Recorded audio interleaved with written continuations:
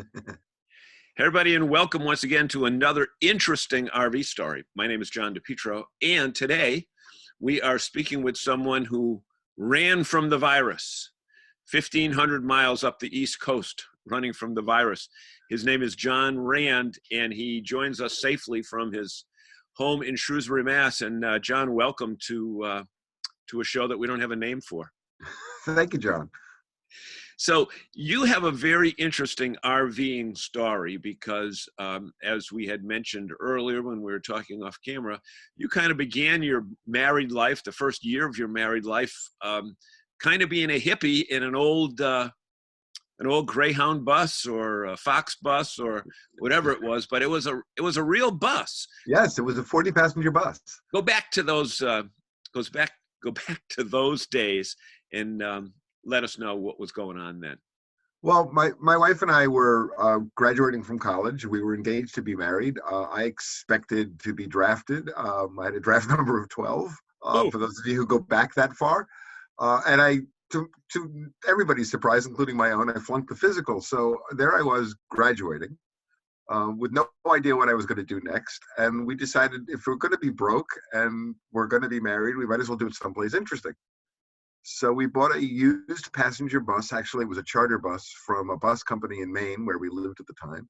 Yeah. And I took out all the seats and I put in propane tanks and lamps and bought a portable toilet, and we fitted it out for our honeymoon. We got married on Labor Day weekend of 1972, and we left that day and we came back, I say a year later, but it was actually 11 months, 3 weeks, and 4 days, if you want to be. So you must be an accountant somewhere if you know the exact. Yeah, it was just wonderful. And we did about 30,000 miles. How many miles?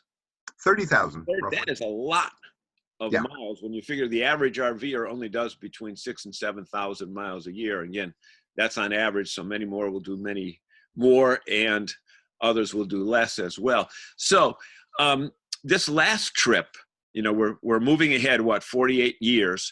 Yeah. You came back. Well, look, go back 3 years ago. You did the big corporate thing, and you spent a lot of time away from home. And then you decided to retire, but your wife said, I ain't ready yet. That's right. Like many people, my wife started a new career after the kids had reached a certain age, and she felt like it was a second phase in her life and wasn't ready to stop when I was.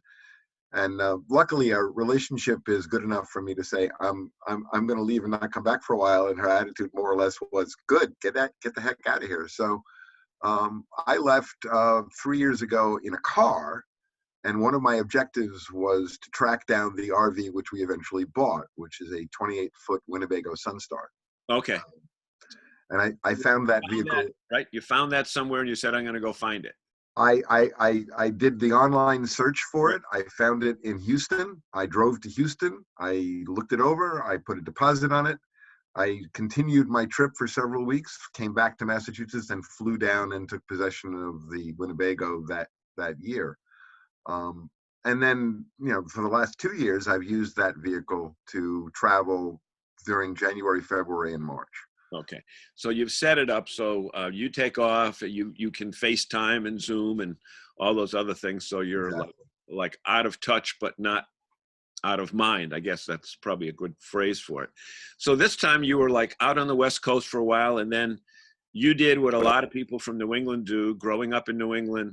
The goal, especially if you went to Fenway Park during the years when you could buy a hot dog for 50 cents and get 50 cents worth of, tickets out in the bleachers.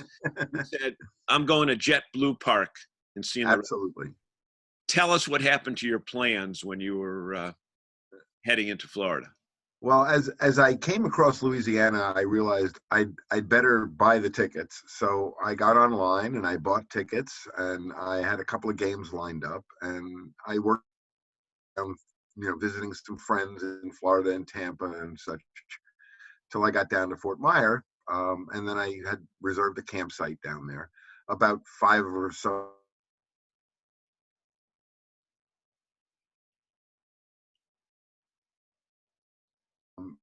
and I had tickets for the game on Friday, and on Thursday they canceled baseball. So They didn't cancel the game. no, they canceled the season. Baseball.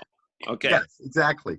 And to be honest, I was sort of aware of the coronavirus, but it really hadn't impacted me much. I hadn't thought about it. I really wasn't terribly aware of how far it had already gone at that point. So we're looking at the end of the first or second week of March. I guess it would have been about March 10th or 12th, somewhere in there when I went to the game. And they canceled the season on, I think, March 15th. And so there I was with unused tickets, which they thankfully refunded.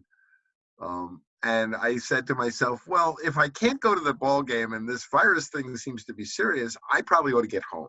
I get home. So you're on I-75 on the west coast of Florida. Exactly. Right. So you head up 75, what? Probably across 4. Yeah, I headed straight up 75, heading vaguely, and then you pick up. I'm trying to remember. I think it's 10 to take you over to Jacksonville. Okay, and then across. Yeah, and so the first night I left Fort Myer, and I got as far as Jacksonville, and I stopped for the night. Didn't think much about the fact that that was the day that I think half of Florida that had snowbirds in it all decided to leave at the same time. Usually generally about a month early than they normally do, right? Yeah, certainly. I mean, some people probably would have called it quits anyway, but the contingent that really impressed me in retrospect was the Canadians, who were suddenly aware of the fact that getting back into Canada might be an issue with the virus creating questions about whether the border would be open. So you're seeing a lot of New York plates, Quebec plates, Ontario plates. Yep. Every province on the east side, except maybe, Alberta and that group over on the far west, which don't go that way much. But, from the provinces, the Maritimes, they're all on the road. Then there's the regular truckers. And of course, in the South, the construction season is in the winter. Yeah. As opposed to here in New England, where our construction season is the summer. So as I left Jacksonville on the second day of my trip to come home, my GPS basically told me I-95 is closed. And I couldn't believe I-95 was actually closed. I couldn't imagine anybody would close a major interstate. Unless for a major traffic accident or something along those lines, right? Exactly. I stopped in the Georgia rest area right over the border and dialed 511, which is the traffic update number, worked my way through the menu, which is not the easiest menu in the world, and realized that they had a 9-hour traffic backup just ahead of me, about 10 miles. And my GPS had interpreted that as the road is closed. And at that point, I did what a lot of people were doing, which is I got off onto another highway, which was a secondary highway. It was a U.S. road. I'm trying to remember. I think it was 301. 301, yeah. 301. 301 or 17 down there, both of those. Yeah. And I did about an 85-mile detour just to get around that particular backup. And I was not alone. There were trucks, there were RVers, there were a few cars, but mostly people who, sort of understand the road a little bit better than the average bear and didn't want to sit in the traffic. But in the meantime, you're in an RV. You've probably got food.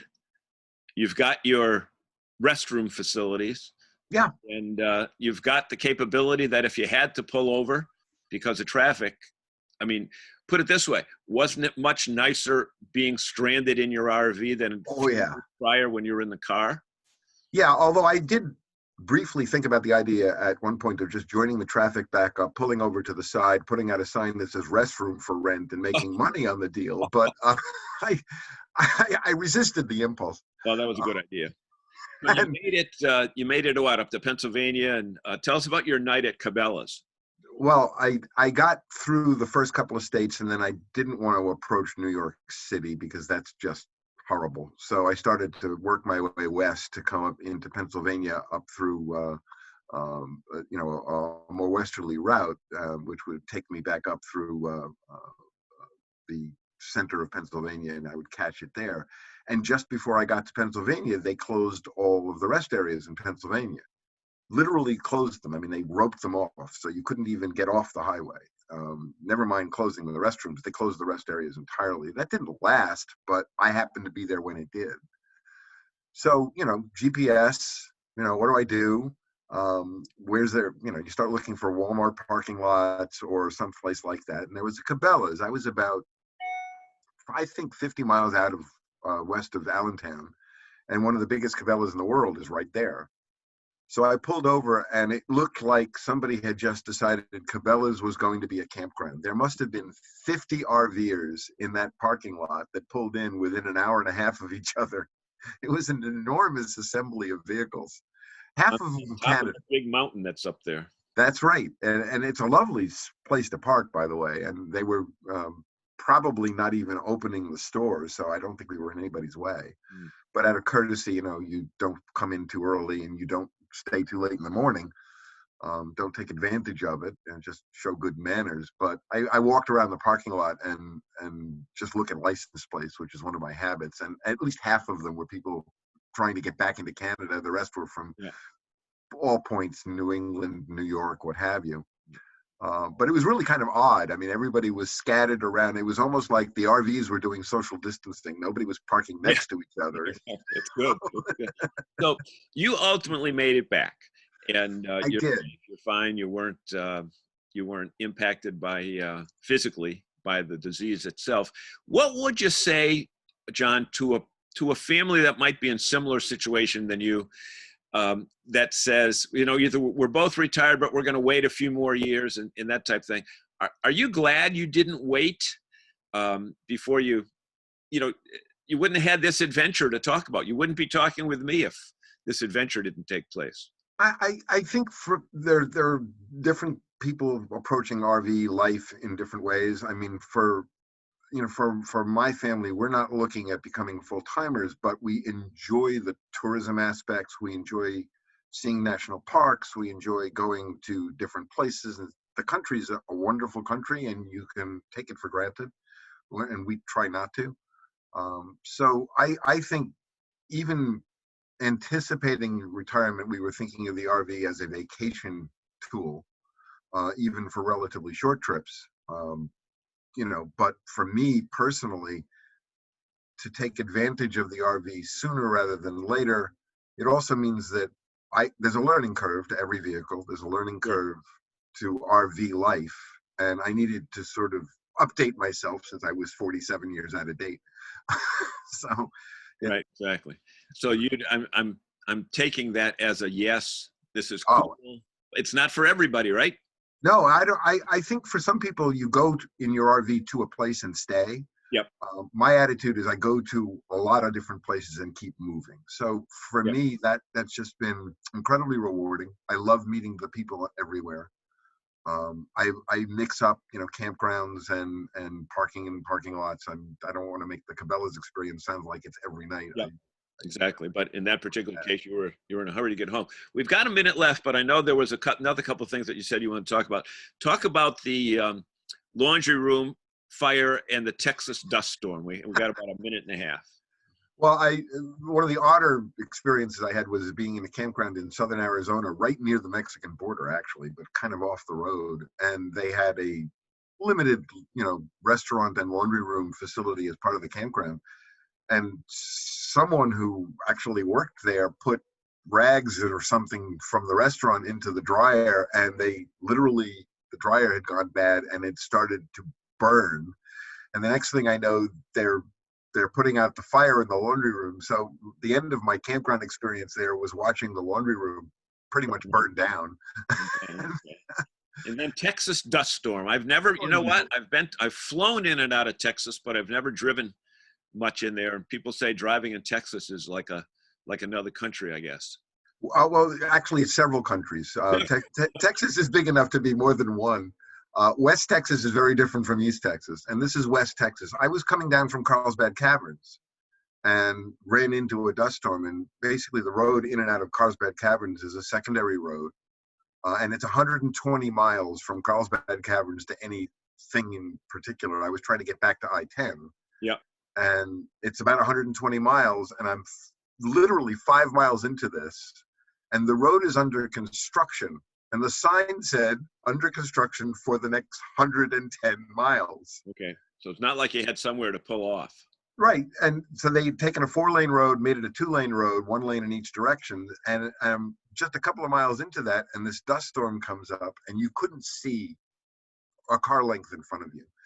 So basically, I chained myself behind a series of trucks, most of whom are involved in the oil industry, and just prayed to God they knew what they were doing, and followed this line of trucks all the way down into Texas for 100 and something miles. It was a 3.5 hour white knuckle drive. And I pulled over in the first rest area once I got onto I-10 and thought, this has just been the most difficult drive I've ever had. And the reward was I looked at the sky that night, and as the dust storm clears out, the sunset is unbelievable. I took a picture that if I had a better camera, I would publish the picture. It was just the most beautiful sunset you've ever seen. So your dust storm giveth and your dust storm taketh away. So you get a little bit of both. Speaking of taketh away, the directors are giving us the wind up this signal here. So we want to say thank you so much for spending time with us. And My pleasure. Such an interesting story. We'll ask you to come back at some time in the future to tell more RV stories from Shrewsbury, Mass. Absolutely. Thank you so much, John. Okay. Thank you so much. Hey, everybody, let's go RVing.